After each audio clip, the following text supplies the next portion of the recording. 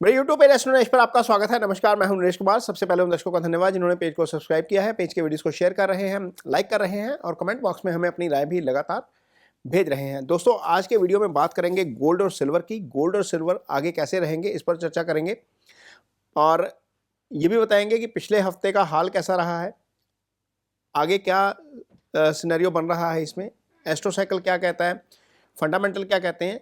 इस वीडियो में सब पे चर्चा करेंगे। पिछले हफ्ते के वीडियो में मैंने बताया था कि गोल्ड और सिल्वर दोनों में तेजी रहेगी, लेकिन लग रहा था कि गोल्ड ज़्यादा तेज रहेगा। हालांकि एस्ट्रो साइकिल अभी भी गोल्ड में तेजी वाला ही है, लेकिन सिल्वर ने इस बार फिर जो है वो थोड़ा सा अच्छा गेंद दिया। हालांकि गोल्ड भी ठीक रहा, गोल्ड ने ऑल टाइम हाई टच किया एक बार अपना। गोल्ड ने 20 अक्टूबर को 4398 का हाई बनाया था फ्यूचर में और उसके ऊपर क्लोजिंग नहीं दे पाया था। इस हफ्ते में अच्छी बात ये हुई है कि उसने अच्छी क्लोजिंग दे दी और बहुत शानदार तरीके से अपने ऑल टाइम हाई के ऊपर ही बंद हुआ। ये मैं कॉमेक्स की बात कर रहा हूँ और कॉमेक्स फ्यूचर की बात कर रहा हूँ। तो यदि हम इसको वीक के लिहाज से देखते हैं तो वीक बहुत अच्छा रहा है। 6 में से 5 बार, 7 में से 6 बार, 7 में से 6 हफ्ते जो है वो सिल्वर ने तेजी दिखाई है। पिछले 7 में से 6 हफ्ते लगातार तेजी दिखाई है। कल की इसकी जो क्लोजिंग रही है वो करीब 3.5% ऊपर रही है और जो नया रिकॉर्ड हाई है वो जो इसने बनाया था ना, पुराना रिकॉर्ड हाई बनाया था, ये न्यू रिकॉर्ड हाई बना दिया 2 ऑफ द पास्ट 3 सेशन में। मींस यदि हम इसके 3 सेशन को कंपैरिजन करेंगे तो इसमें 3 में से 2 ने दो सेशन में इसने नया रिकॉर्ड हाई बनाया। मीन लगातार पहले 66 का बनाया, फिर 67 का बना दिया। मीन्स पिछले 3 ट्रेडिंग में से 2 ट्रेडिंग सेशन में।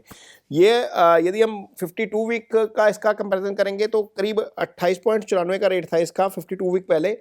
वहाँ से लगभग 131% जो है वो बढ़ चुका है। ये जो 52 वीक हाई का मैं बता रहा हूँ आपको, ये 31 दिसंबर 2024 का इसका रेट था 28.94 और जब क्लोजिंग हुई है $57 के आसपास, $67 के आसपास हुई है। तो ये 52 वीक यदि हम इसको वहाँ से काउंट करते हैं तो 131 बनता है, 131% बनता है।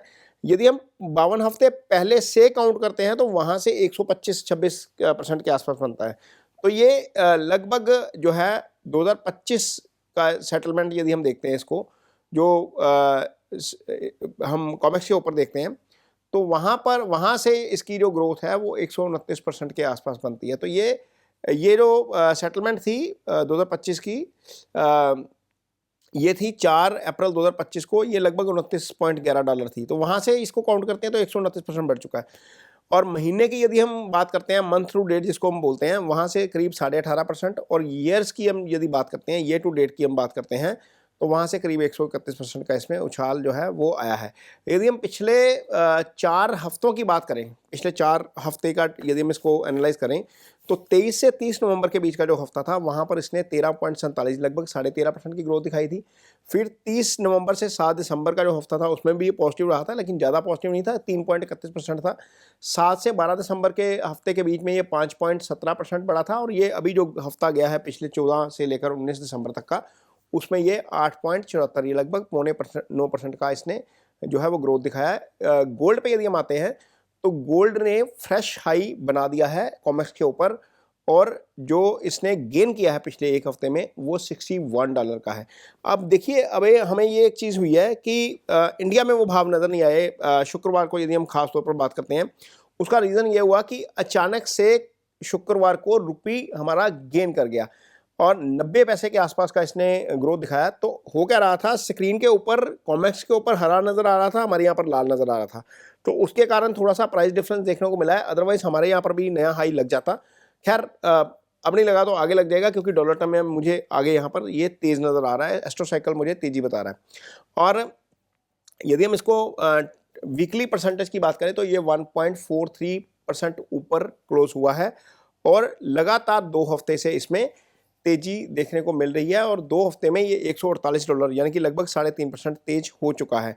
और 5 में से ओवर द लास्ट 2 वीक्स यदि हम इसको बात करते हैं तो पिछले 7 में से 5 वीक जो है गोल्ड तेज रहा है। मीन हालांकि बहुत मार्जिनल तेजी है, लेकिन तेजी तो तेजी होती है, वो तेजी ही रहा है। और यदि हम शुक्रवार की हम बात करते हैं तो ये लगभग 22 डॉलर जो है वो चढ़कर बंद हुआ है और 7 में से 5 हफ्ते लगातार तेजी रही है। यदि हम 52 वीक का इसका रेट देखते हैं तो ये $2606 था 52 वीक पहले, और वहाँ से इसमें 67.35% की तेजी है। और ये टू डेट की यदि हम बात करते हैं तो ये टू डेट यदि हम इसका रेट काउंट करते हैं, जिसको हम साल से कंपैरिजन करते हैं, तो ये इसका रेट था $1732, वहाँ से 65 लगभग 66% की तेजी है। तो ये इसका गोल्ड और सिल्वर का जो तेजी है वो हो चुकी है, उसके बारे में है। अब वर्ल्ड गोल्ड काउंसिल की एक रिपोर्ट आई है कि गोल्ड जो है वो साल 2026 में लगभग $6000 लगा सकता है। ऐसी ही इसी तरह की कुछ रिपोर्ट्स जो हैं वो जेपी मॉर्गन भी दे रहा है। हालांकि जेपी मॉर्गन का टारगेट इतना बड़ा नहीं है, लेकिन वर्ल्ड गोल्ड काउंसिल को लग रहा है कि ये रेट जो है वो बढ़ सकते हैं। और सबसे बड़ा रीज़न इसमें यही समझ आ रहा है, वर्ल्ड गोल्ड काउंसिल की यदि हम बात कर रहे हैं या जेपी मॉर्गन का एनालिसिस का को हम बात करें, तो सबको यही नज़र आ रहा है कि गोल्ड की अकोमोलेशन सेंट्रल बैंक्स के द्वारा, दुनिया भर के जितने भी सेंट्रल बैंक्स हैं उनके द्वारा जारी रहेगी।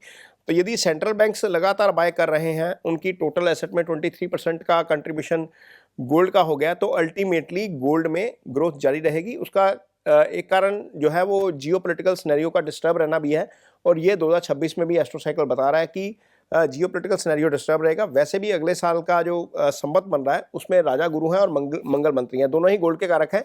जैसे पिछले साल सूर्य ही गुरु राजा थे और सूर्य ही मंत्री थे, या जो ये जो साल चल रहा है सूर्य ही राजा है, सूर्य मंत्री हैं। और आपने देखिए गोल्ड में ग्रोथ देखी है अप्रैल के बाद से, किस तेजी से ग्रोथ जो है वो अप्रैल के बाद हमें देखने को मिली है, जब से ये संवत शुरू हुआ है। अगला संवत शुरू होगा तो भी गोल्ड में हमें तेजी देखने को मिलेगी। सिल्वर भी अभी यहाँ से तेज चलेगा, क्योंकि जबरदस्त साइकिल में सिल्वर भी बना हुआ है। और यदि हम इसको अगले हफ्ते के एस्ट्रो साइकिल के ऊपर देखते हैं, तो सबसे पहले तो एस्ट्रो साइकिल देखेंगे कि अगले हफ्ते में एस्ट्रो साइकिल हो क्या रहा है।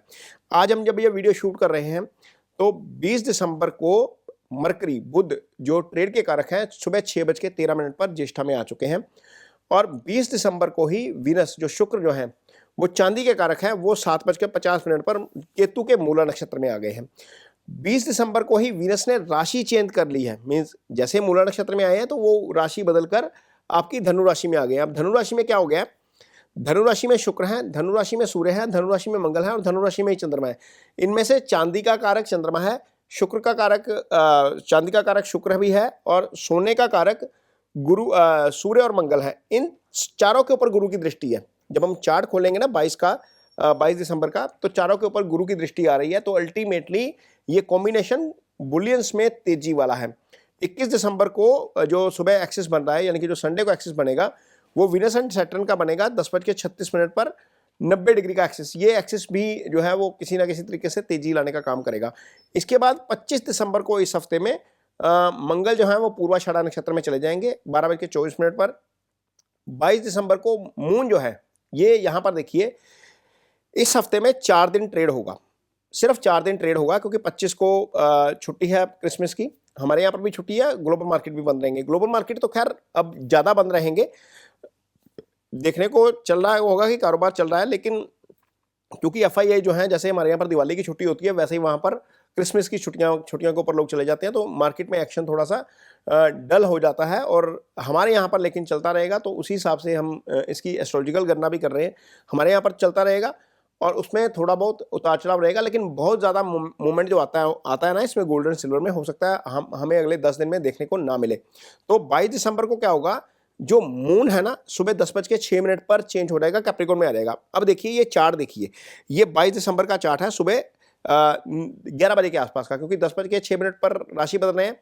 तो कैप्रिकॉन क्या है, कैप्रिकॉन आपकी वो राशि है जहां से हम सोने का विचार करते हैं। सोने का विचार 3 राशियों से किया जाता है, मेष से, सिंह से और कैप्रिकॉन से। अब कैप्रिकॉन में चंद्रमा आ गए, राशि एक्टिव हो गई। अब सीधी दृष्टि कहां पर है, करक के ऊपर। अब करक के ऊपर जो दृष्टि है चंद्रमा की, चंद्रमा खुद चांदी के कारक, करक राशि भी चांदी की कारक। तो अल्टीमेटली क्या हुआ, दोनों राशियां एक्टिव हो गई, प्लैनेट भी एक्टिव हो गया। इधर धनु राशि में क्या चल रहा है, शुक्र जो खुद चांदी के कारक हैं, सूर्य मंगल जो गोल्ड के कारक हैं, और गुरु की दृष्टि में आ गए। तो अल्टीमेटली क्या है, अगला हफ्ता भी गोल्ड और सिल्वर के लिए ज्यादा बेटर लग रहा है। 24 दिसंबर को जब चंद्रमा आएंगे सुबह शाम को 7:40 पे, इसमें आ जाएंगे आपके कुंभ राशि में। हो सकता है उसके दौरान आपको थोड़ा बहुत प्रेशर देखने को मिले। अदरवाइज मुझे लगता है कि गोल्ड और सिल्वर इस हफ्ते भी अच्छा करेंगे। ग्रीन में बंद होने चाहिए।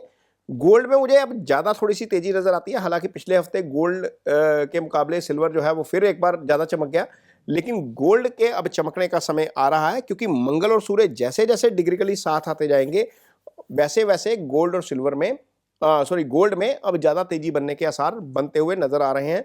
तो यहाँ पर ये वीडियो जो है आपकी जानकारी के लिए है, ये एजुकेशन पर्पस के लिए है, ये निवेश की सलाह नहीं है। खासतौर पर जो लोग एमसीएक्स के ऊपर काम करते हैं, अपने फाइनेंशियल एडवाइजर की मदद जरूर लें। इस वीडियो को देखकर कोई भी जो है वो ट्रेड मत करें, ये वीडियो सिर्फ जानकारी भर के लिए बनाया जा रहा है। आप इस वीडियो को यदि देखकर कोई ट्रेड लेते हैं और आपका कोई नुकसान होता है तो उसके लिए मैं या मेरा चैनल जिम्मेवार नहीं है। ये डिस्क्लेमर जो है वो आपको वीडियो के शुरुआत में भी मिल जाएगा, ये एंड में भी मैं आपको वर्बली भी बता रहा हूँ कि इसको देखकर कोई ट्रेड मत लीजिएगा। ये वीडियो आपको कैसा लगा इस पर कमेंट बॉक्स में अपनी राय जरूर दीजिए। अच्छा लगे तो इसे शेयर जरूर करिए, पेज को सब्सक्राइब जरूर करिए। इसके साथ ही मुझे दीजिए इजाजत। नमस्कार।